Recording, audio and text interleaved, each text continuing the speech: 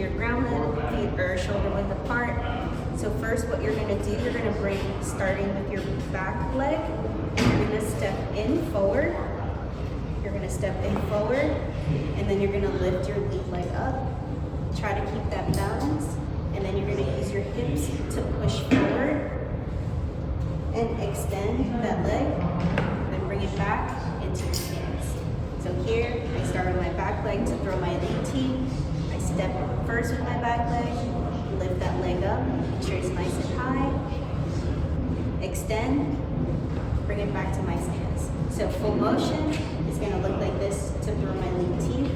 Step first with that back leg, push with my hips, extend, come back around to my stance. Same thing with my rear T.